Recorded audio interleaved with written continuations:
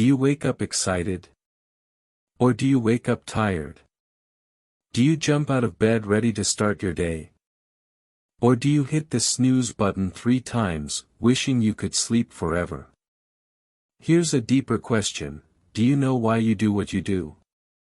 Or are you just going through the motions, day after day, without really thinking about it? Today, I want to talk about something that could change everything. Your reason for being. Let me paint a picture for you. Imagine waking up every morning and knowing exactly why you're here.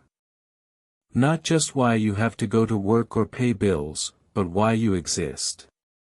What makes your life meaningful? What makes you excited to open your eyes? Now imagine living without that. Just existing. Going through the routine. Wake up, work, eat, sleep, repeat. Day after day, year after year. Many people live this way. They're not really living, they're just surviving. They feel empty inside, like something important is missing. But they don't know what.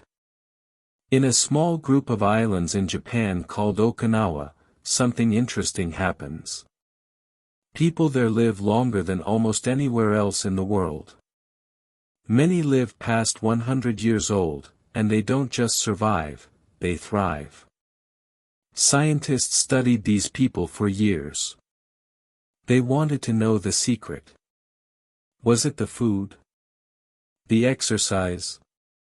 The clean air? Those things helped, of course.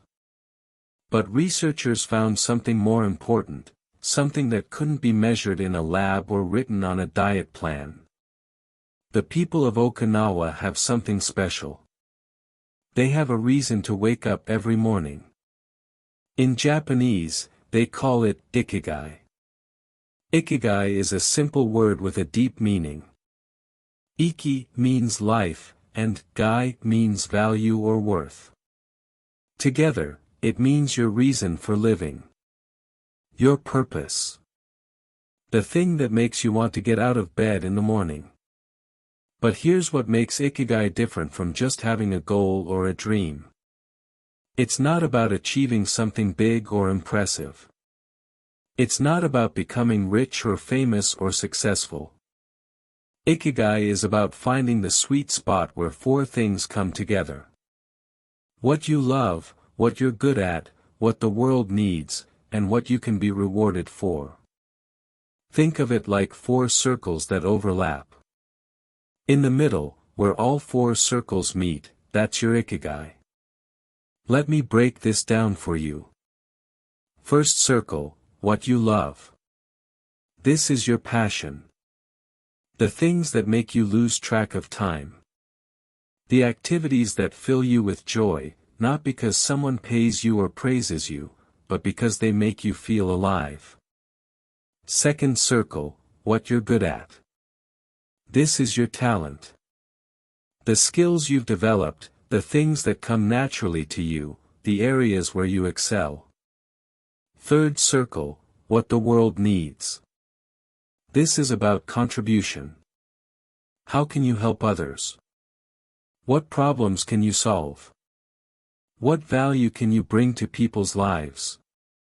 Fourth circle, what you can be rewarded for. This is about sustainability. Can you make a living doing this? Can it support your life? Now here's where it gets interesting. If you only have 1 or 2 of these circles, you'll feel incomplete. If you only do what you love but you're not good at it, you'll have passion but no mastery. You'll feel frustrated. If you do what you're good at but don't love it, you'll feel successful but empty. You'll wonder, is this all there is? If you do what the world needs but can't be rewarded for it, you'll feel purpose but struggle to survive. You'll burn out. If you do what you can be rewarded for but the world doesn't need it, you'll feel useful but not fulfilled. But when all 4 circles come together, something magical happens. You find your Ikigai. You find your reason for being. Let me tell you a story about a woman I'll call Maria. Maria worked in finance for 15 years. She was good at her job, very good. She made excellent money, lived in a nice apartment, took vacations to beautiful places. From the outside, her life looked perfect. But inside, Maria felt hollow. Every Sunday night, she would feel a weight in her chest. The thought of Monday morning made her sick. She kept telling herself, I should be grateful. I have a good job. I make good money. What's wrong with me? But something was missing. She had 2 of the 4 circles, what she was good at and what she could be rewarded for. But she didn't love it, and deep down, she didn't feel like she was making a real difference. One day, Maria's company asked for volunteers to teach basic financial skills to high school students in low-income neighborhoods. Maria almost said no. She was busy, tired, and it wasn't part of her job description. But something made her say yes. Maybe it was curiosity. Maybe it was desperation for something different. She went to the first class expecting it to be awkward and uncomfortable. And at first, it was. The students didn't care about stocks or savings accounts. They were checking their phones and whispering to each other. But then Maria changed her approach. Instead of teaching theory, she started telling real stories. Stories about people who made smart money choices and changed their lives. Stories about mistakes she had made and lessons she learned. The students started listening. They started asking questions. Real questions about their own lives and futures. After that first session, something shifted in Maria. She couldn't stop thinking about those students. She volunteered again the next month, and the month after that. She started creating simple guides that the students could actually use. She helped them open their first savings accounts. She showed them how to avoid common financial traps. And for the first time in 15 years, Maria felt excited about her work. Not all of it, but this part. This mattered. Over time, Maria made a change. She didn't quit her job completely. Instead, she shifted her career toward financial education. She took a small pay cut to work for a nonprofit that taught financial literacy. Now, Maria uses her skills in finance. She gets paid, not as much as before, but enough. She loves what she does. And she knows the world needs it. Maria found her Ikigai. And she told me that now, Sunday nights feel different. She actually looks forward to Monday mornings. Now, I'm not saying everyone needs to quit their job or make a dramatic change like Maria did. That's not what Ikigai is about. Ikigai can be found in small things. It can be found right where you are. Maybe you're a teacher, and your Ikigai is in those moments when a struggling student finally understands. Maybe you're a nurse, and your Ikigai is in bringing comfort to someone who's scared. Maybe you work in an office, but your Ikigai is in mentoring new employees. Maybe you're a parent, and your Ikigai is in raising kind and thoughtful children. Ikigai doesn't have to be your job. It can be a hobby, a side project, a volunteer activity. It can be writing poetry that nobody reads but you. It can be cooking meals for your neighbors. It can be coaching a youth sports team. The key is that it connects all 4 circles. You love it, you're good at it, it helps others, and it gives something back to you, even if that something isn't money. So how do you find your Ikigai? Let me give you a practical approach. Start by asking yourself these questions.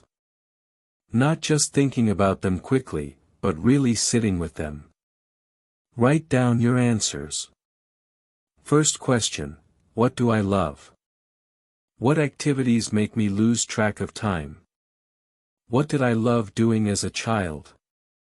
What would I do even if nobody paid me? Don't censor yourself. Don't think about whether it's practical or realistic. Just write down what makes you come alive.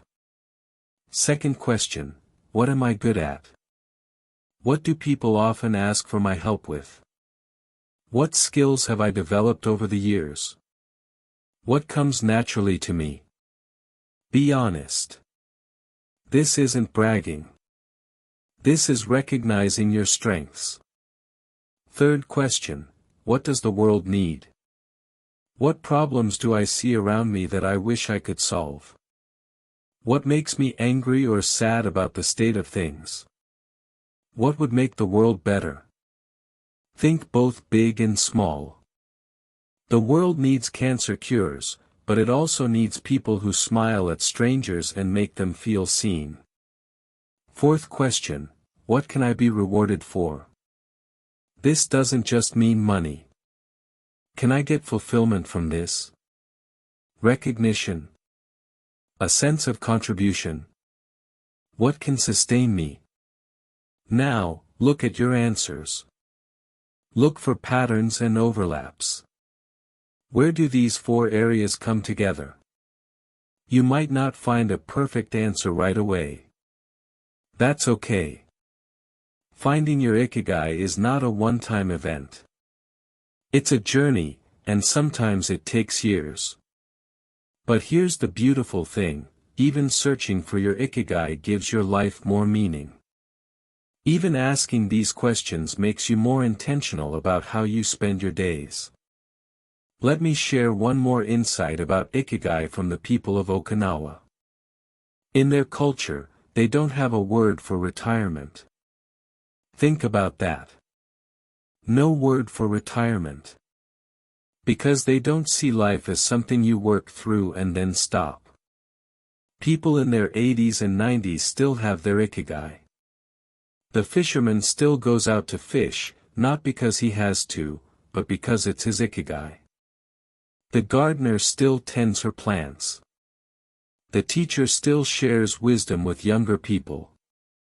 They don't wake up at 65 and think, now what? My purpose is over. They wake up at 85 knowing exactly why they're here. This is profound. We spend so much of our lives waiting. Waiting for the weekend, waiting for vacation, waiting for retirement. Waiting for life to start. But what if you didn't have to wait? What if your everyday life was your Ikigai? What if you didn't need to escape because you were already living with purpose? Here's what I want you to understand. You don't need to have it all figured out. You don't need to find your perfect Ikigai tomorrow. Start small. Start where you are. Maybe your Ikigai isn't clear yet. That's okay. Take one step toward it. Try something new. Volunteer for something. Learn a new skill. Have a conversation with someone doing work you admire. Pay attention to what energizes you and what drains you. Pay attention to moments when you feel fully alive and moments when you feel like you're just going through the motions. Your Ikigai might change over time. What gave you purpose at 20 might not be the same at 40 or 60. And that's okay. Life is not static, and neither is your reason for being. Let me leave you with this thought. Imagine you're 90 years old, looking back on your life. What would you want to say you spent your time on? What would make you feel like your life mattered? Not to everyone else. To you. What would make you feel like you truly lived? That's your Ikigai calling to you. It's not some distant, impossible dream. It's right there, in the things that make you come alive, in the talents you've been given, in the needs you see around you. You don't have to find it all at once. You don't have to have a perfect plan. Just start listening. Start paying attention. Start moving toward what feels meaningful. Because life is too short to spend it just going through the motions. Life is too precious to wake up every day without knowing why. Your Ikigai is waiting for you. Not in some far-off place or distant future. It's waiting in the choices you make today. In the small steps you take toward what matters. So ask yourself, what is my reason for being? And then take one small step toward finding out. Thank you for listening. Now go find what makes you come alive. I hope this video brought you something meaningful. If you find it helpful, please like and share it with someone who may need it. Subscribe if you would like to hear more stories like this. Wishing you a calm and peaceful day.